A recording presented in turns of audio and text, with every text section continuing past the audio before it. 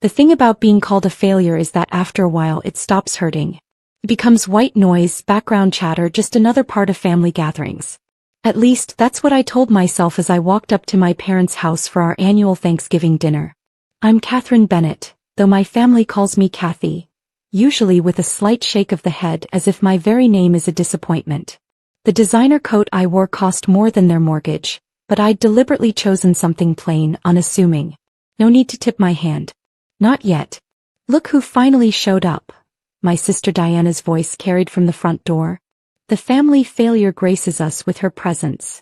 I smiled tightly, remembering the stack of papers waiting on my office desk. Diana had no idea how prophetic today would be. How everything was about to change. Inside, the house was full of the usual suspects. Uncle Peter, who ran Bennett Manufacturing with my father.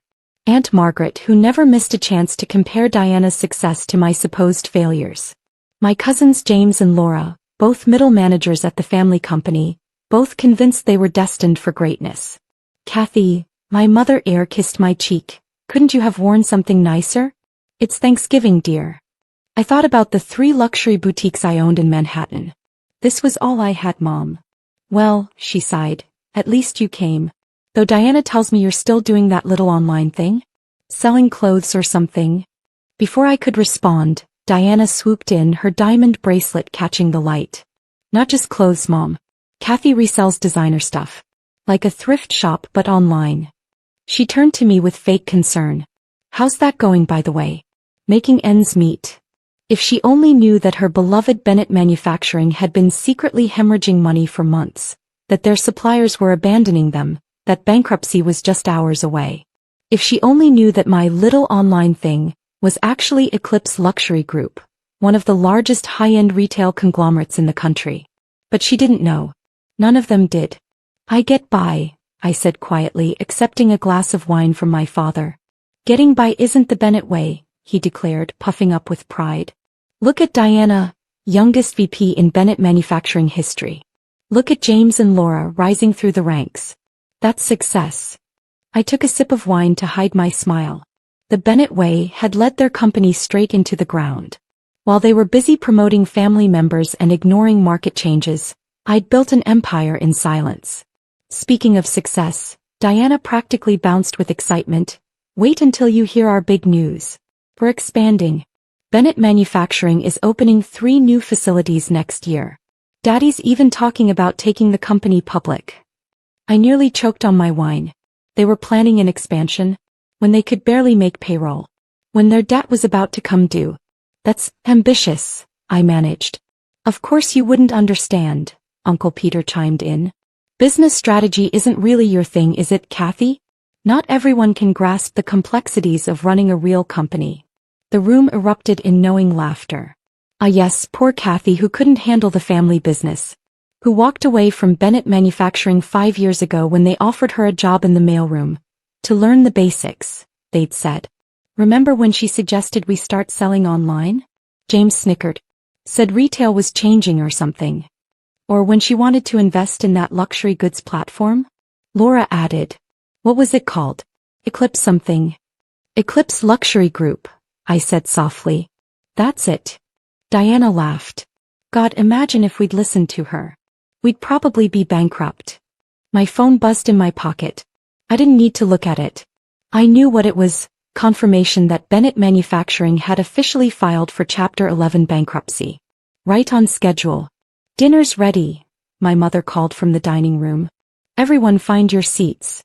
We filed into the formal dining room where name cards marked our places. Diana sat at my father's right hand, of course. I was between cousin Laura and Aunt Margaret, as far from the head of the table as possible. So, Kathy, Aunt Margaret began as we passed the turkey, have you considered getting a real job? I hear Walmart is hiring. More laughter. I cut into my turkey, remembering the day 5 years ago when they tried to demote me to the mailroom.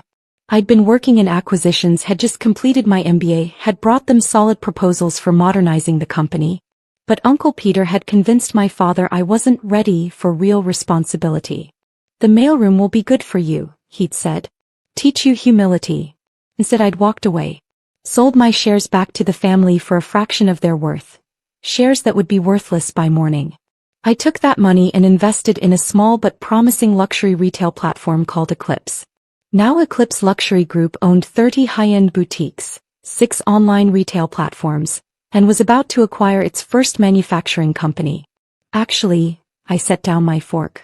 I've been meaning to talk to you all about business. Oh honey, my mother sighed, not this again. Yes, look how well your business advice worked out last time, Diana smirked. Didn't that Eclipse company you loved so much get bought out or something? It did, I nodded. By Morgan Holdings. See. Diana turned to our father. Thank God we didn't listen to her investment advice. My phone buzzed again. This time I took it out, making a show of checking the message. Everything okay? My father asked, annoyance clear in his voice. Some crisis at your little resale shop? No, I said calmly. Just confirming that Bennett Manufacturing's bankruptcy filing has been accepted by the court. The room went completely silent. Diana's fork clattered onto her plate. What did you just say? My father's voice was dangerously quiet. I took another bite of turkey, chewing slowly before responding. Your bankruptcy filing. It was just approved. Chapter 11. Though given your debt load, it'll probably convert to Chapter 7 pretty quickly. That's impossible, Uncle Peter stammered. How would you even know? Oh, I smiled. I forgot to mention. Morgan Holdings. The company that bought Eclipse. I paused, savoring the moment. That's my holding company. I own it. Just like I own all of Bennett Manufacturing's debt. The silence that followed my announcement was deafening. You could have heard a pin drop in that dining room, where just moments ago they'd all been laughing at my expense. My father's face had gone chalk white. Diana's mouth hung open, her perfectly applied lipstick suddenly looking garish against her pale skin. You're lying, Uncle Peter finally sputtered. This is some sort of sick joke. I reached into my bag, the cheap bag they'd been sneering at all evening, and pulled out a folder. Actually, I have the paperwork right here. Would you like to see it? The bankruptcy filing, the debt acquisition records, everything. I spread the documents on the table right next to the cranberry sauce. I particularly enjoy this page, the list of creditors. Morgan Holdings owns 82% of your outstanding debt. But that's impossible, Diana whispered. You run a small online resale shop. I couldn't help but laugh. Is that what you really think I've been doing for the past 5 years? While you were all busy mocking my little online thing, I built Eclipse Luxury Group into a $3.2 billion company. Morgan Holdings, my private investment firm, is worth even more. $3.2 billion? Laura choked on her wine. Give or take a few million, I shrugged. It's been a good quarter. My father found his voice, though it shook with barely controlled rage. If what you're saying is true, if you really own our debt, why would you do this to your own family? Pie family. I set down my wine glass carefully. You mean the family that tried to demote me to the mailroom after I finished my MBA? The family that laughed at every suggestion I made to modernize the company? The family that calls me a failure at every holiday? Just then my phone buzzed again. Right on schedule. Excuse me, I said, standing up. I need to take this. It's probably my assistant with the final paperwork. I walked into the hallway, leaving them to stew in their shock. Through the dining room door I could hear their panicked whispers. She has to be bluffing. Check the company accounts. Call our lawyers. I smiled as I answered my phone. Yes, Jennifer? Everything's ready, Ms. Bennett. The bankruptcy filing has been processed, and our offer for asset acquisition is prepared. Should I send in the team? Give it 5 minutes, I replied. Let them digest the news first. When I returned to the dining room, they were huddled around Uncle Peter's phone, frantically checking account balances and legal notices. Well, I said pleasantly, shall we discuss the next steps? My team will be here shortly with the acquisition proposals. Team? My mother's voice was faint. What team? As if on cue, the doorbell rang. I checked my watch. Right on time. That would be my lawyers and financial advisors, I said. I hope you don't mind if they join us for dessert? We have quite a bit to discuss. Now wait just a minute. My father stood up, trying to reclaim some authority. You can't just come in here and... Actually, I can. I cut him off. Your company is bankrupt. You've defaulted on $142 million in loans that I now own. You have exactly two choices. Work with me on an orderly restructuring and sale, or I force liquidation first thing Monday morning. Diana started crying, her mascara running. But the expansion plans, the new facilities, were never going to happen, I finished for her. The company has been insolvent for months. Did none of you actually read the financial reports? Or were you too busy promoting family members and planning parties to notice you were hemorrhaging money? Jennifer led my team into the dining room, 3 lawyers and 2 financial advisors, all carrying briefcases full of documents.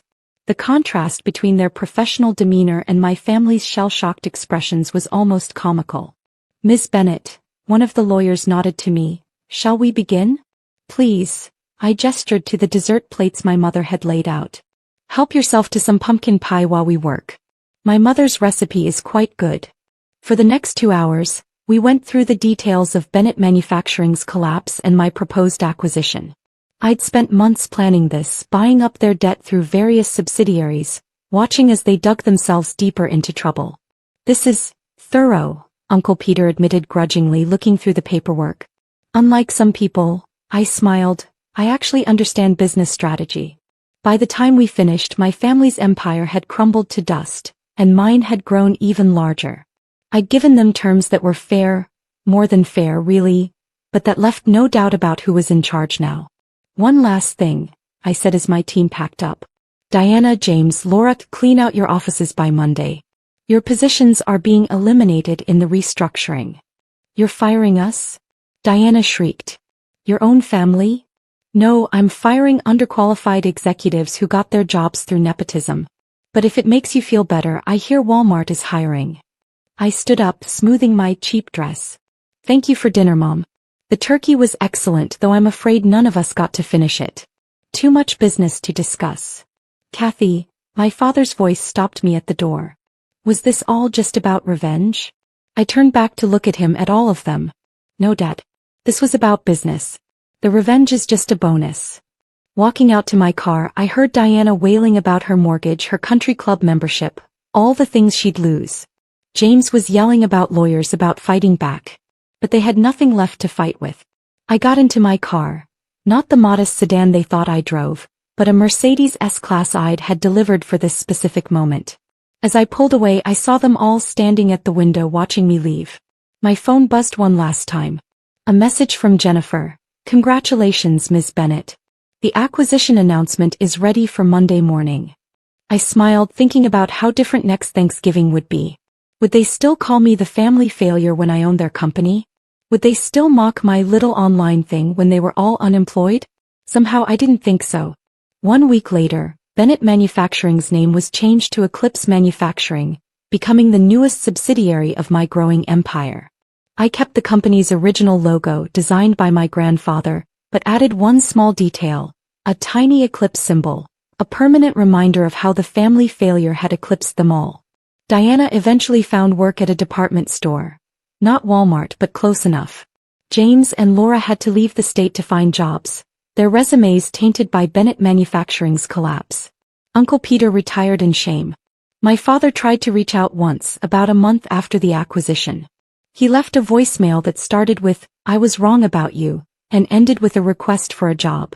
I had my assistant send him the same form letter we send all unsuccessful applicants.